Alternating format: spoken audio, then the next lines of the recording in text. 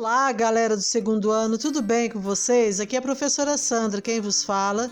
E eu estou aqui para apresentar-lhes um feedback das questões da semana 1 do PET 2 de vocês e também comentar as questões da semana 2.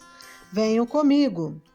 Então, na primeira semana, nós vimos o gênero textual lei e alguns elementos que fazem parte desses textos de lei, tá? E aqui nós temos algumas questões. Primeira questão: leia este trecho da Constituição Brasileira e responda o que se pede. Artigo 3º.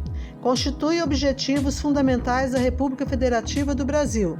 Primeiro, construir uma sociedade livre, justa e solidária. Segundo, garantir o desenvolvimento nacional. Terceiro, erradicar a pobreza e a marginalização e reduzir as desigualdades sociais e regionais. Quarto, promover o bem de todos sem preconceitos de origem, raça, sexo, cor, idade e quaisquer outras formas de discriminação. No Brasil, quando vemos pessoas vivendo na extrema pobreza e o aumento da desigualdade social, podemos afirmar que qual inciso dos apresentados anteriormente está sendo ferido? Justifique a sua resposta utilizando a Constituição. Então, nós temos como resposta, o inciso que está sendo ferido é o inciso 3º. De acordo com esse inciso da Constituição Brasileira, um dos objetivos fundamentais da República Federativa do Brasil é a erradicação da pobreza e da marginalização e também a redução das desigualdades sociais e regionais. Número 2. Agora iremos ver um trecho da Lei de Diretrizes e Bases da Educação Nacional, lei que regulamenta a educação no Brasil. Leia o texto 1 e o texto 2 para responder o que se pede. Texto 1. Maria é uma garota de 11 anos que mora em uma zona rural.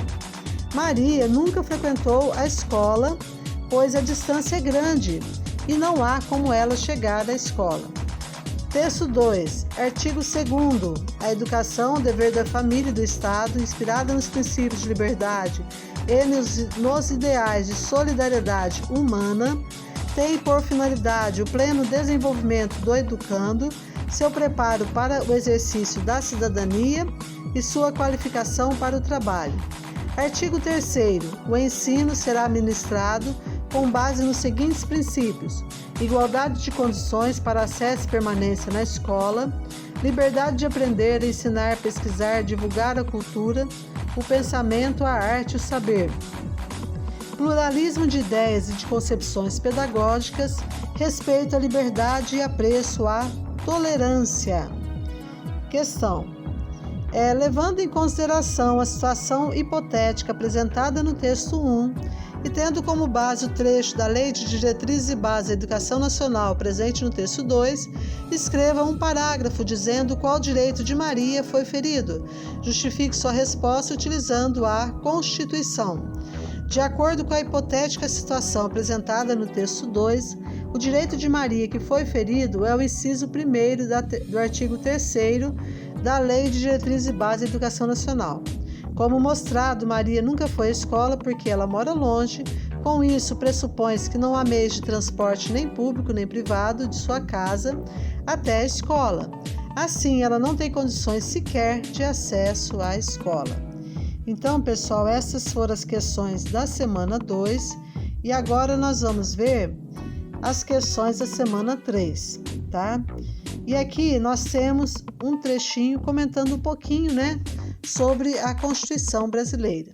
Segundo o Dicionário da Língua Portuguesa, Constituição é o conjunto das leis fundamentais que regem uma nação. Carta Magna, preceitos e regras que regem uma instituição. Uma Constituição, portanto, é a lei máxima de um país, aquilo que traça os parâmetros do sistema jurídico e define os princípios e diretrizes que regem uma sociedade. Todas as leis existentes em uma comunidade devem estar de acordo com a Constituição, e nenhuma delas pode ser maior ou mais importante do que ela. Então vejamos aqui a primeira questão. A Constituição Federal é um documento extenso, grande, com 250 artigos e que trata sobre diversos assuntos importantes para a nossa vida em sociedade.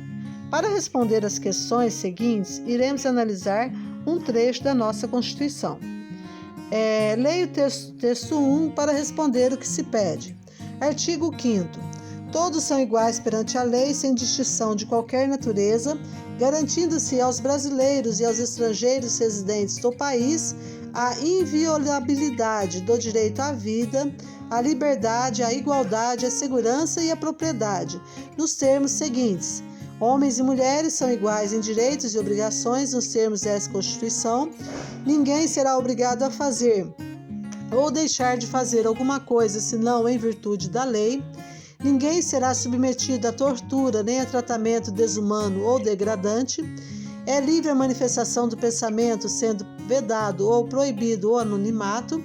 É assegurado o direito de resposta proporcional ao agravo, além da indenização por dano material, moral ou à imagem. É inviolável a liberdade de consciência e de crença, sendo assegurado o livre exercício dos cultos religiosos e garantida, na forma da lei, a proteção aos locais de culto e suas liturgias. É assegurada, nos termos da lei, a prestação de assistência religiosa nas entidades civis e militares de internação coletiva. Ninguém será privado de direitos por motivo de crença religiosa, de convicção filosófica ou política, salvo se as invocar para eximir-se de obrigação legal a todos imposta e recusar-se a cumprir prestação alternativa, fixada em lei. É livre a expressão da atividade intelectual, artística, científica, de comunicação, independentemente de censura ou licença. São invioláveis a intimidade, a vida privada, a honra e a imagem das pessoas, assegurando o direito à indenização pelo dano material ou moral decorrente de sua violação. Então aqui nós temos o texto de lei, né? E na questão vocês terão de mensurar como verdadeiras ou falsas, conforme o texto da lei. A Constituição permite censurar a expressão da atividade intelectual, artística, científica e de comunicação? A Constituição garante a livre manifestação do pensamento? Homens e mulheres, os termos da Constituição são iguais em direitos, mas diferentes em obrigações? A Constituição garante que ninguém será privado de direitos por motivo de crença religiosa ou de convicção filosófica ou política? A Constituição garante que ninguém deve ser submetido à tortura nem a tratamento desumano ou degradante? A intimidade, a vida privada, a honra e a imagem das pessoas são invioláveis de acordo com a Constituição. Então aqui vocês voltem ao texto para confirmar se essas afirmativas são verdadeiras ou falsas. Número 2. Leia o texto 1 e o texto 2 para responder o que se pede. Papai, leia aquele conto de fadas para a gente dormir? Claro. Todo brasileiro tem direito à moradia. E texto 2. Artigo 6º. São direitos sociais a educação, a saúde, a alimentação, o trabalho, a moradia, o transporte, o lazer, a segurança, a previdência social, a proteção à maternidade e à infância, a assistência aos desamparados na forma desta Constituição. No Brasil, a Constituição de 88 ficou também conhecida como a Constituição Cidadã, que é aquilo que eu comentei com vocês há pouco tempo, uma vez que demonstra uma preocupação mais explícita, mais clara, com os valores de justiça e liberdade. Nesse contexto, o exemplo de direitos sociais contemplados na Constituição brasileira é a garantia de liberdade de manifestar o pensamento, igualdade entre homens e mulheres em direitos e obrigações, votar para escolher representantes no legislativo, apresentar projetos de lei por meio de iniciativa popular ou acesso à educação, à saúde, ao trabalho e à moradia.